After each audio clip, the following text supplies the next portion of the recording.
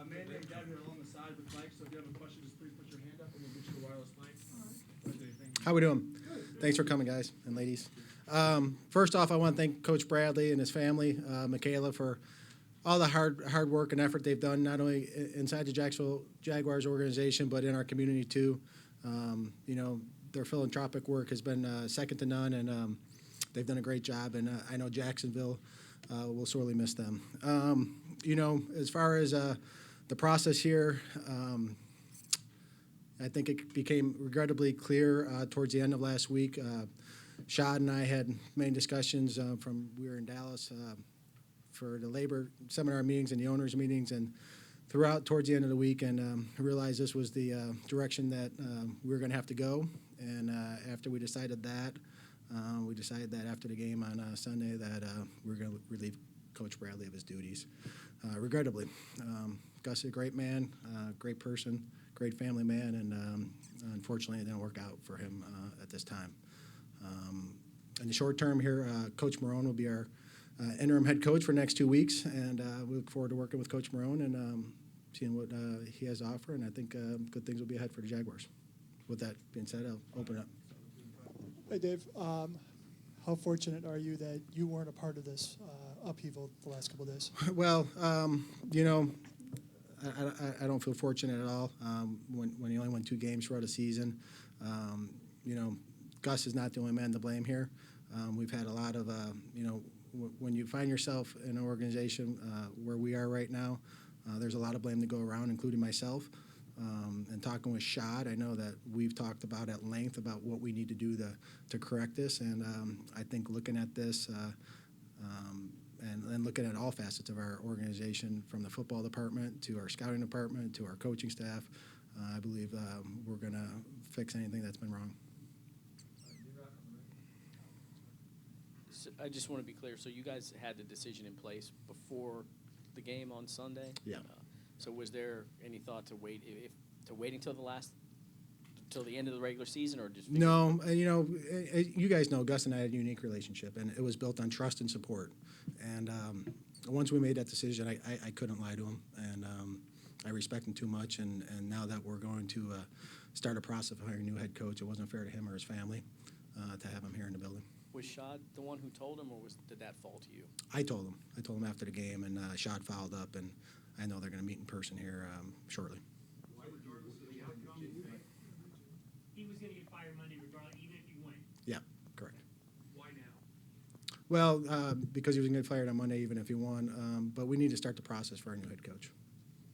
What does that process include, Dave? What are you looking for? What do you want in the next head coach? Well, we want a guy that can bring a winning culture to this team, and we need somebody that can develop our young players, obviously. But I think there's no we have our list of priorities of what we're looking for. I think we'll keep that internal for now.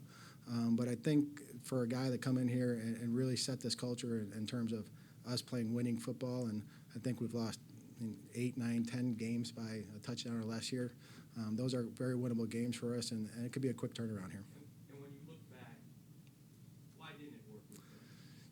I don't want to get into why it didn't work. I think I've done a lot of research. I've done a lot of discussions with Gus, with our coaches, with our personnel staff. And like I said, it's not just Gus's fault. There's a lot of blame to go around, and including myself, and I'll say that again. But I don't know. That Gus gave everything he had, and I think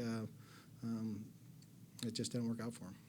Dave, will the new head coach have a mandate that Blake has to be his quarterback in 2017? Well, I think there won't be any mandates for anybody that comes in, and I think there's no untouchables in this organization, including myself and any player, no matter how they got here or whether it was through a draft pick or a high-priced contract. I think my vision of looking at this team is that this is going into our first year, and we got to correct this and make sure that this is, regardless of how people got here, that they have to live up to their abilities.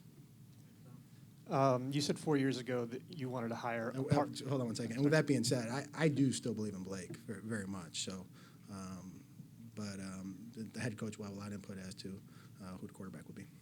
I'm sorry. You said 4 years ago you wanted to hire a partner to help you build this franchise. Is there any place besides the on-the-field results where that partnership failed? And has your criteria regarding that changed at all moving forward for the next head coach?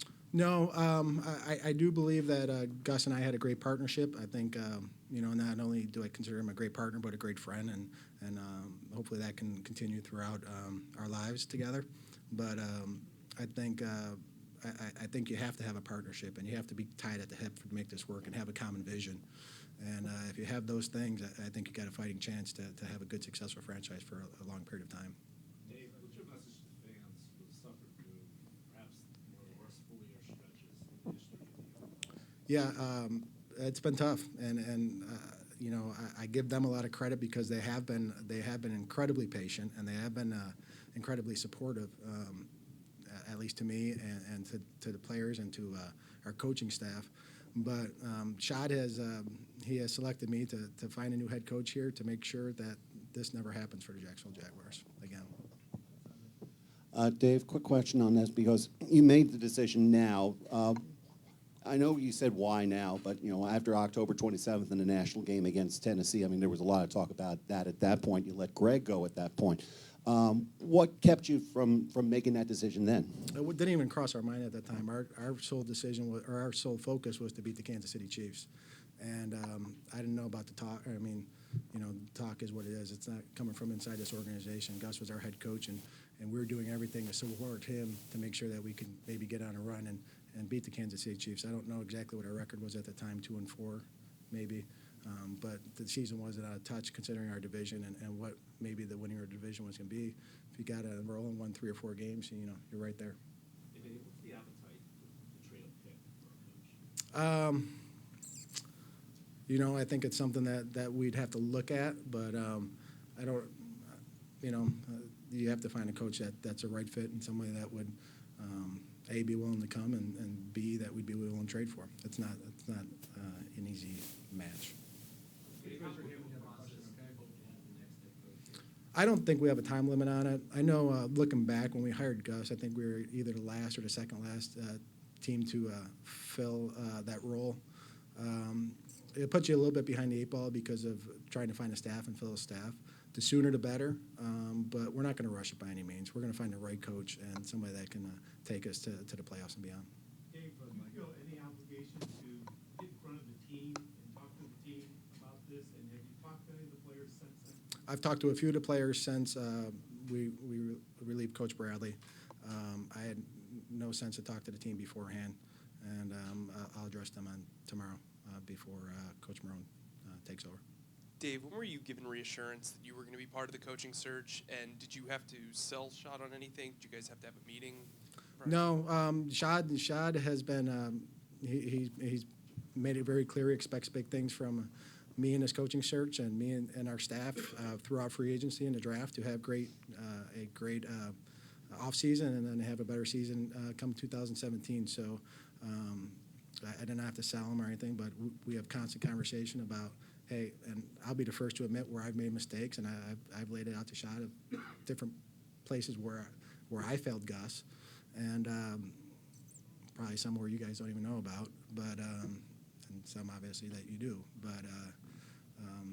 but no, there was no selling. But Shad just said, hey, I expect big things, and that's what we're here to do is deliver.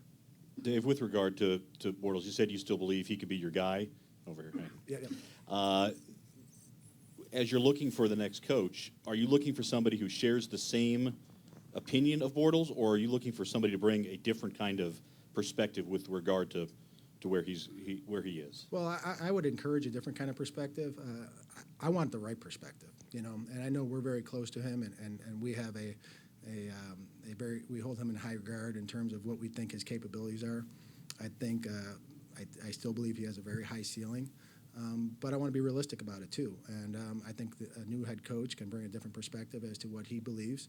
And I wouldn't be surprised if it's somewhere in the middle. And that when you sit down and you evaluate all of his throws and you evaluate all of his plays, and I know I've done that with some of you guys in here, that Blake, yeah, he does have to play better, but we also have to play better around him, too. Have you had an extensive have you had an extensive discussion yet with Doug about Blake? And you referred to to the adjective untouchables earlier. Any chance that Blake will take a seat for these last 2 games? Would you be open to that and give Allen a chance? I'll say this.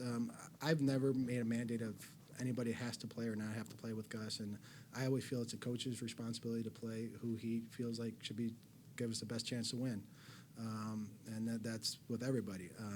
I still believe Blake gives us the best chance to win on Sunday. I know he's fighting through a lot of different things from a health standpoint, but he's committed, and he's been in here first thing in the morning today, ready to prepare for the Tennessee Titans. I've talked briefly with Coach Marone. Obviously, he's been in the building for the last 2 years, but I know he believes in him too, so we'll see where it goes. Did LA's decision last week to fire Fisher hasten your guys' decision at all? Well, there are some dynamics that, once the ball started rolling that, we don't want to be left behind. So I think it started our conversation, mine and Shad's conversation about it. And then at the end of the day, I think when we made the decision, we felt like we had to do it. Dave, how difficult a decision was it to talk to Gus and tell him he was fired? It was tough. And can you tell me why? Well, he's a great person, and you don't like to have to relieve anybody of their duties, especially a good friend. What are you gonna take from his tenure? That we're fortunate, we're fortunate to have this job and this opportunity and a great city and a great organization with a great owner, and I think that the ability to support each other is critical. Dave, making this move now, what will you be able to do the next 13 days that you wouldn't have been able to do if you'd have waited? Well, we can start the interview process. There's coaches at different levels, different areas that we can start interviewing as soon as tomorrow. Where is previous NFL head coaching experience on your list of priorities for the next guy? I know you said you didn't really want to go into all that, but is that something that you're placing a high priority on? I don't want to say it's a high priority, but I'd say it would be something that would be helpful for a coach. I don't want to avoid a candidate because he doesn't have it, because you can be overlooking a great future head coach. But experience is critical, and you even look with players, and our players I know are young, but they may be lacking experience in certain areas, and I think experience is invaluable. Is there any chance the interim tag could be removed from Doug at some point, or is it a clear decision to go outside the organization? No, it's not. Doug will be a candidate, and like I said, it'll be a wide casting net, but we'll narrow it down as time goes, but he'll be a candidate regardless of what happens in the next 2 weeks. This year, we've had a number of players say that they'd have bet their whole salary that it wouldn't turn out the way that it has. Are you kind of as confounded as they are, not even by this year, but also last year when your quarterbacks had all sorts of franchise records and you're only 5-11? Yeah, it seems like we can't get both phases to play at the same level in the same year. Last year we had a great offensive year, but defensively we struggled. This year, I think we were top 5 defense going into yesterday. I don't know what we finished after yesterday, but which is incredible considering where we were and all the new pieces we put in place. Coach Walsh has done a tremendous job with that defense, and so if our offense would have kind of stayed status quo or even got a little bit better, I think the results would have been different, considering how many close games we've lost. Dave, off the field, you mentioned Gus's philanthropic work at your beginning comment. Losing him, what does the organization lose, and how do you make that up, the off-the-field stuff?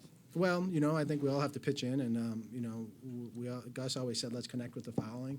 I don't think that's going to leave us, and myself included, and it's important to be part of the community. I think majority of NFL coaches or aspiring NFL coaches realize it's part of the job requirement.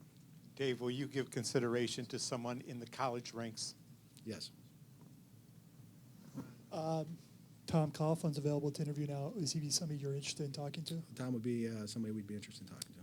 What if you've probably have run into him around town? Mm-hmm. Do you feel like he has the energy level to return the coaching? Yeah, Tom's a great man and great person, and we'll see where it goes. There'll be a lot of guys we'll be interested in talking to. How valuable is that when you can talk to a guy who's won 2 Super Bowls and done amazing other things in his career? Very much. He's got so much experience on myself or any coach that we have in this building, and he's a great individual. So I think you can always learn from people, right, wrong, or indifferent. there's always a quest for knowledge. In your opinion, is Todd Wash done enough to deserve consideration to remain on staff, depending on no matter who the coach comes in? Or I think, same with players. I would never force a player on a coach. I would never force a coach on a coach. I think the head coach who we hire is going to have autonomy over that. And, I'll give my recommendations, and it'll be their decision to keep him or not. But and I think you have a guy that just finished top 5 in the league on defense with a lot of young players. I think I'd be shocked if somebody didn't consider him. Dave, are you open, right up here, center? Are you open for if Tom Coughlin were to come in the building in some capacity? That's been rumored around a little bit. And secondly, how soon do you have to dwindle that list to feel comfortable that you can go get your guy? First question, I'm comfortable with whatever is right for the organization. Whatever Shad and Mark and myself feel helps us to get to that next level, I'm more than comfortable with. It's not about me. It's not about one person. It's about the Jacksonville Jaguars and the city of Jacksonville and putting together a Super Bowl contending team. As far as whittling the list, I think that process has begun. I don't want to get too involved in the names and different names. I know you guys were curious about the few key ones, but I think we'll have it narrowed down here. I'm going to go down and meet with Shad Wednesday, and we'll start, putting our heads together. Outside of yourself, who else is going to help make the decision on the next head coach? It'll be Shad, it'll be Mark, it'll be myself, and Tony, obviously, and maybe select personnel staff. Dave, outside of, I guess, Blake Bortles' struggles here, what do you think was the biggest reason this season went south the way it did? I mean, what was maybe the biggest mistake that either you or Gus made going into this season that contributed to that? I think probably just the idea that our offense was just automatically going to take the next step. I think it was probably just we counted on that, and then looking back and then we started to get some injuries and stuff like that, and then struggled a little bit, lost some early games close, and I think guys just started pressing and snowballed. But it just seems like every game, I think we fumbled 4 punt returns in 4 straight games. You can't do that in the NFL and win football games. And then another game we had X amount of penalties. So it was always something different from week to week. And obviously the turnover ratio, it's the one stat that's tried and true, and we lead the league in it. You lead the league in turnover ratio, you're not going to win very many games. I know that Gus has a different process or different way he goes about things, talking about the process and maybe not stressing wins and losses as much. Is that something that can work in the league, or is it something that didn't work here just because it was a young team, or how does that mesh? Well, you have to have a process, and I think there's many ways to win and win, and I think the way Gus did it has been done before, and there's been great success, and Gus has put his own spins on different ways of doing things. So I would say, his way can work, and it didn't here, and maybe it wasn't the right time for our players and the type of players that I provided them with, and it's a shame. Dave, 2 questions. First one, second in league in penalties, first in penalty yards. Do you think a more disciplined approach needs to be added to this team? Well, let's not mistake Gus is not disciplining either. He had a different way of doing things, and although it may not have been in front of you guys or in front of the teammate, there was discipline that was involved here. And it's different from team to team and different way of doing things. But I think maybe a different voice, maybe somebody else with a different way of approaching it might help. Second thing is, how attractive is this job compared to 2013 and compared to some of the other openings around the league that may materialize? Well, I've gotten numerous phone calls today, so as opposed to 2013 where I was cold calling, So I think that was probably one. But I think it's going to be an attractive job, and for some of the issues or some of the things that we stated earlier with the young defense, having a top 5 defense in the league, and then some young players on offense, and we got to get our skill position players to play more consistently, and I think they will. Back to the Blake thing, we also lead the league in drops. Some of our skill position players, we've had some injuries at running back, and and I think our offensive line has taken a step in the right direction this year too. We've had a little bit of a revolving door at left guard, but it's going to make for a heck of a competition next training camp because we got 4 or 5 guys there at left guard that have stepped in there and done a nice job. All right, last 2 questions. Dave, you said that it's about the organization, it's not about you. Could you see yourself hiring a candidate that you may not have been comfortable with in the interview process, but others were? Yeah, I did that with Gus. You know, not that I wasn't comfortable with him, but I had no prior experience with Gus. I had no prior, relationship with him. So, yeah, that's what's right for the organization, and that's the way I've always been. Along that point, Dave, how important is your personal network with the guys you have worked with through your career in terms of cross-checking some of these candidates, and how much will you rely on those guys who you have trust with to give you other input on some of these candidates? Well, it's important. You want to find out as much about a person as you can, and where they've been, and how they've treated people, how they've acted. And I think the biggest thing is you got to understand that a lot of it's secondhand information too. So you got to sit down with the person and spend a lot of time, not be impetuous with the decision, and really kind of get to know the person before you make that decision. And then you got to rely on your own instincts and when you select them. Thank you, Dave. Thanks, guys. Appreciate it. We'll bring out Coach Marone. He'll have a quick statement